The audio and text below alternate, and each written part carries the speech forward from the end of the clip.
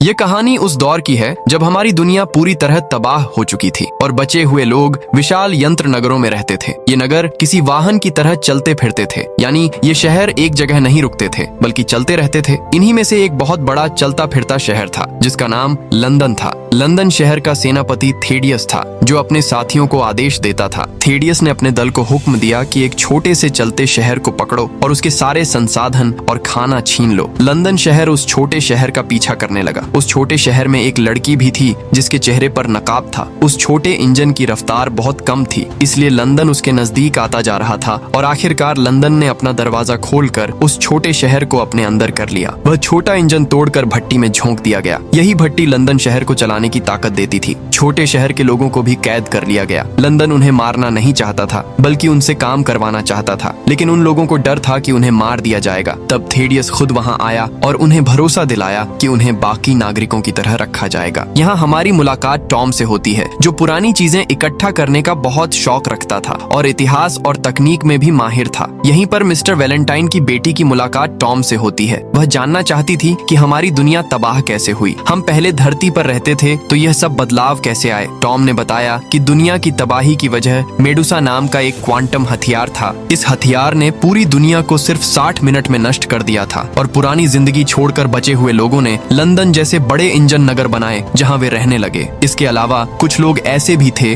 जो परंपरागत जीवन जी रहे थे और इन चलते फिरते इंजन नगरों के खिलाफ थे। टॉम अपनी पुरानी चीजें देख रहा था। वही चीजें थीं जो लंदन ने उस छोटे शहर से हासिल की थीं। थेडियस भी वहां आया और टॉम की तारीफ की। फिर उसने टॉम से पूछा कि तुम तो पायलट बनना चाहते थे और तुमने उसकी ट्रेनिंग भी ली थी, तो फिर ये खोज का काम क्यों करने लगे? टॉम ने जवाब दिया कि हालातों ने मुझे अपना सपना छोड़ने पर मजबूर कर दिया और यही काम करना पड़ा। लेकिन वह अपने काम में खुश था। तभी वही नकाबपोश लड़की नजर आती है जो चाकू लेकर थेडियस को मारने आगे बढ़ती है। टॉम ने उसे देखा और रोकने की कोशिश की लेकिन नाकाम रहा। उस नकाबपोश लड़की ने थेडियस को चाकू मारा और बोली कि यह मेरी माँ का बदला है। हेस्टर शॉ नाम सुनते ही थेडियस घबरा गया और उस लड़की को देखने लगा। इस लड़की का नाम हेस्टर शॉ था जो एक बार फिर थेडियस को मारने की कोशिश करती है। इतने में टॉम वहां पहुंचा और उस लड़की को रोका, लेकिन उसने टॉम को धक्का देकर भागना शुरू कर दिया। टॉम और थेडियस दोनों उस लड़की के पीछे भागे। भागते भागते वह लड़की फिसल गई और एक जगह गिरने वाली थी, लेकिन टॉम ने तुरंत आकर उसका हाथ पकड़ लिया और उसे गिरने से बचा लिया। तब उस लड़की ने टॉम से कहा कि थेडियस जैसा दिखता है वैसा नहीं है, बल्कि वह बहुत क्रूर इंसान है। उसने मेरी माँ को मारा है। यह कहकर उसने अपना हाथ छुड़ाया और उस बड़े कुएं में गिर गई। वह कुआं वह जगह थी जहाँ से इंजन का सारा कचरा बाहर फेंका जाता था, यानी भट्टी का बेकार सामान वहीं से निकलता था। और इस तरह वह लड़की वहाँ से भाग निकली। उसी वक्त थेडियस भी वहाँ आया। परेशान टॉम ने उसे बताया कि उस लड़की ने उसे कातिल कहा था। यह सुनकर थेडियस ने टॉम को उसी कुएं में धकेल दिया और टॉम भी घूमते हुए बाहर फेंक दिया गया। इतने में थेडियस की बेटी वहाँ आई और टॉम के बारे में पूछने लगी, तो थेडियस ने नाटक करते हुए कहा कि टॉम और वह अजनबी लड़की लड़ते लड़ते कुएं में गिर गए। मुझे बहुत अफसोस है क्योंकि वह अच्छा लड़का था। यह साफ था कि थेडियस झूठ बोलकर माहौल को अपने हक में कर रहा था। उसी वक्त उसकी नजर टॉम के उस दोस्त पर पड़ी जो सब देख रहा था। अगले दृश्य में थेडियस ने एक जेट भेजा यह पता लगाने के लिए कि टॉम और वह लड़की जिंदा हैं या नहीं, लेकिन जेट को कुछ नहीं मिला क्योंकि वे दोनों पहाड़ की चोटी पर छुपे हुए थे। हेस्टर ने अपना चाकू दिखाते हुए टॉम को धमकाया और कहा कि अगर तुमने मुझे नहीं रोका होता तो मैं थेडियस को मार चुकी होती। हेस्टर जाने लगी, लेकिन टॉम ने उसे रोककर मदद मांगी। उसने कहा कि मैंने अपनी पूरी जिंदगी लंदन शहर में बिताई है और मैं वापस जाकर थेडियस की सच्चाई सबके सामने उजागर करना चाहता हूँ। हेस्टर ने यह सुनकर हाँ कर दी। इधर थेडियस अपने गुप्त ऊर्जा प्रयोग में लगा हुआ था और ऊर्जा के लिए फ्यूजन सेल का इस्तेमाल कर रहा था। ये पूरा काम इतने छुपे तरीके से हो रहा था कि थेडियस के बड़े अधिकारियों को भी इसकी खबर नहीं थी। वहाँ थेडियस के अलावा किसी को जाने की इजाजत नहीं थी और जगह की सुरक्षा बहुत कड़ी थी, लेकिन थेडियस को हेस्टर का डर था कि वह उसके काम में रुकावट बन सकती है। थेडियस के एक साथी डॉक्टर ने उसे सलाह दी कि वह उस कैदी से मिले जो समुद्र के बीच में बनी जेल में बंद है। वह एक खतरनाक जानवर जैसा राक्षस है जो हमेशा हेस्टर शॉ का नाम लेता रहता है और उसे मारना चाहता है। थेडियस तुरंत उस हरी आंखों वाले राक्षस से मिलने चला गया। उसकी हरी आंखें देखकर ही रूह कांप जाती थी। थेडियस ने उस जेल पर हमला किया और राक्षस आजाद हो गया जो हेस्टर को ढूंढने और मारने के लिए निकल पड़ा। इधर हेस्टर और टॉम के पास खाने को कुछ नहीं था तो उन्होंने बासी रोटी खाई और खाना खाकर सो गए। हेस्टर छोटे इंजनों की आवाज सुनकर जाग गई। उसने देखा कि टॉम कुछ इंजनों से मदद मांग रहा था। टॉम को नहीं पता था कि ये शहर लोगों को पकड़कर उनका शोषण करते हैं। उन शिकारी शहरों ने उन पर हमला किया,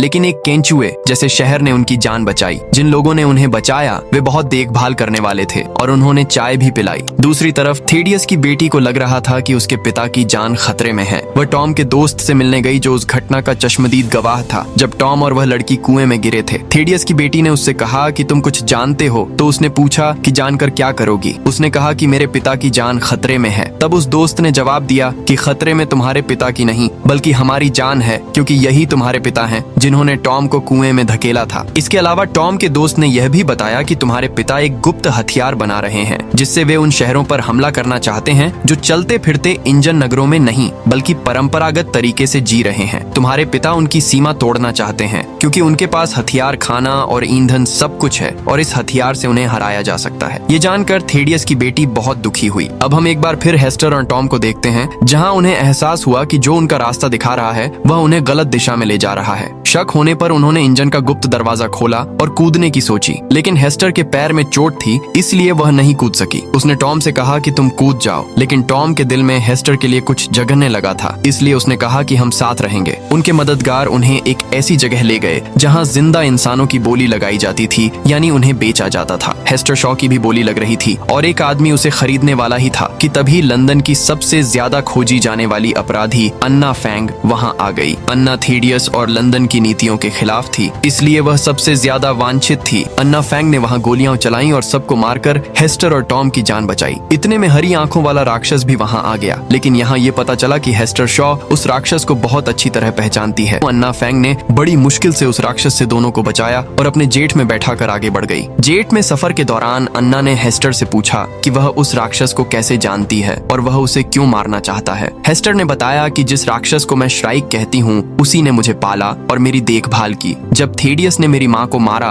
तो मेरा कोई सहारा नहीं था। तब इस हरे राक्षस ने मुझे पाया और मेरी परवाह की, लेकिन मैं हमेशा उदास रहती थी। मेरी उदासी देखकर राक्षस ने वादा किया कि वह मुझे अपने जैसा बना देगा ताकि मैं दुखी न रहूं, पुरानी यादें न सताएं और लंबे समय तक जी सकूं। उसने मुझसे वादा लिया कि तुम मेरे जैसी बन जाओगे। जब मुझे पता चला कि थेडियस वैलेंटाइन जिंदा है और उसकी जगह का पता चला तो मैं राक्षस को छोड़कर उसे मारने की नीयत से भाग गई। इसीलिए राक्षस मुझसे नाराज होकर मुझे मारना चाहता है। अब हम लंदन शहर को दोबारा देखते हैं जो बिना किसी तय दिशा के बढ़ता जा रहा था। जब थेडियस के एक बड़े अधिकारी को इसका पता चला तो वह चर्च में उससे मिलने आया और बोला कि तुमने बिना मेरी इजाजत के यह कैसे किया। उस अधिकारी की नजर थेडियस के गुप्त काम पर पड़ी और वह कुछ नहीं बल्कि मेडुसा प्रयोग था। यही प्रयोग वर्षों पहले दुनिया की तबाही का कारण बना था। थेडियस ने इस हथियार को दोबारा बना लिया था और उसने अपने उस बड़े अधिकारी को रोकने से पहले ही मार दिया। यह सब थेडियस की बेटी और टॉम के दोस्त ने देखा, यानी थेडियस की असलियत अब उसकी अपनी बेटी के सामने आ गई। दूसरी तरफ अन्ना फैंग अपना हवाई जहाज उतारकर हवाई अड्डे पर पहुंची और अपने साथियों से मिली तथा हेस्टर और टॉम का परिचय करवाया। सभी को पता चला कि लंदन शहर तेज रफ्तार से उनकी तरफ आ रहा है और हमला करना चाहता है। अन्ना फैंग ने बताया कि थेडियस के पास मेडुसा सिस्टम है और इसे रोकने का एकमात्र तरीका इस सिस्टम को क्रैश करना है, लेकिन कोई हल नजर नहीं आ रहा था। अपनी पुरानी यादों में जाते हुए हेस्टर शॉ ने बताया कि थेडियस और उसकी माँ पहले अच्छे दोस्त थे, दोनों माहिर वैज्ञानिक थे। जब उसकी माँ ने एक ऐसी मशीन बनाई जो मेडुसा को काबू कर सकती थी तो थेडियस लालच में आ गया और उसने हेस्टर की माँ को इसलिए मार दिया ताकि वह उस मशीन को लेकर मेडुसा पर अपना कब्जा जमा सके। अब उस सिस्टम को तबाह करने के लिए एक क्रैश ड्राइव की जरूरत थी, लेकिन यह नहीं पता था कि वह ड्राइव कहाँ है। इसी परेशानी में थे कि एक और मुसीबत आ गई। वह राक्षस भी वहां पहुंच गया और हवाई अड्डे को तबाह करने लगा। सभी सैनिकों ने उसे मारने की कोशिश की, लेकिन उस पर कोई असर नहीं हुआ। राक्षस ने टॉम को भी पकड़ लिया और मारने वाला ही था कि हेस्टर ने विनती की और बोली कि इसे मत मारो, मैं इससे प्यार करती हूँ। जब राक्षस ने उसकी आंखों में आंसू देखे तो उसने टॉम को छोड़ दिया, क्योंकि वह हेस्टर को कभी रुलाना नहीं चाहता था। तभी देखा कि वह राक्षस खुद टूट रहा था। मरने से पहले उसने हेस्टर को एक लॉकेट दिया और बोला कि जब तुम मुझे मिली थी तब यह लॉकेट तुम्हारे गले में था, मैंने इसे संभाल कर रखा था और यह लॉकेट उसने हेस्टर को दे दिया। सभी लोग अपने हवाई जहाज में बैठकर वहां से चले गए और वह राक्षस वहीं मर गया। पूरा हवाई अड्डा भी तबाह हो गया और वे एक शहर सरोंग पहुंचे जहां लोग परंपरागत जीवन जी रहे थे। अब हम थेडियस को देखते हैं जो अपने लोगों के बीच ऐलान करता है कि वे सरोंग की दीवार तोड़ देंगे। असल में सरोंग की दीवार बेहद मजबूत थी और आज तक कोई उसे नहीं तोड़ पाया था, लेकिन थेडियस ने कहा कि हमारे पास ऐसा हथियार है जिससे कोई भी जंग जीती जा सकती है। दीवार तोड़कर हम सरोंग पर कब्जा करेंगे और हमें खाना, ईंधन, रहने की जगह और बहुत कुछ मिलेगा। सब खुश हो गए। अन्ना को अपने गवर्नर का आदेश मिला कि समय से पहले लंदन शहर पर हमला करो, क्योंकि अगर पहले नहीं किया तो थेडियस मेडुसा से हमारे शहर को तबाह कर देगा। गवर्नर ने इजाजत दी और सरोंग की वायुसेना तथा सेना हमले के लिए तैयार हो गई। इधर हेस्टर ने अपनी माँ का दिया लॉकेट खोला और उसके अंदर देखा तो वही क्रैश ड्राइव मिली जो मेडुसा को तबाह करने में मदद कर सकती थी। उसने यह बात टॉम को बताई। दूसरी तरफ थेडियस ने मेडुसा से उन पर हमला कर दिया जिससे पूरी दीवार टूट गई और दीवार पर खड़े सारे जहाज नष्ट हो गए। दोनों ने यह बात अन्ना फैंग को बताई और सब मिलकर लंदन शहर पर हमला करने निकल पड़े। रास्ते में उनके कई साथी मारे गए और कई जहाज तबाह हो गए। आखिरकार कुछ लोग लंदन शहर के अंदर पहुंचने में कामयाब हुए। वहां अन्ना और थेडियस की जबरदस्त लड़ाई हुई जिससे उसका ध्यान बढ़ गया। मौका पाकर हेस्टर उस चर्च में घुस गई जहां मेडुसा को दोबारा चार्ज किया जा रहा था क्योंकि उसे एक बार फिर हमला करना था। बड़ी मशक्कत के बाद हेस्टर ने अपनी माँ की दी हुई ड्राइव लगाकर मेडुसा हथियार को तबाह कर दिया, यानी वह सिस्टम पूरी तरह बंद हो गया। दूसरी तरफ अन्ना फैंग लड़ाई में बुरी तरह घायल हो गई। उसने हेस्टर से कहा कि यहाँ से भाग जाओ, लेकिन अन्ना फैंग इस लड़ाई में चल बसी। चर्च से बाहर निकलते ही थेडियस को उसकी बेटी मिली। उसने कहा चलो यहाँ से भागते हैं, लेकिन बेटी उसकी असलियत जान चुकी थी। उसने कहा कि मैं किसी कातिल के साथ नहीं जाना चाहती। थेडियस खुद वहाँ से जाने लगा। तभी हेस्टर उसका रास्ता रोककर बदला लेने सामने आई। तब थेडियस ने एक राज उजागर करते हुए कहा कि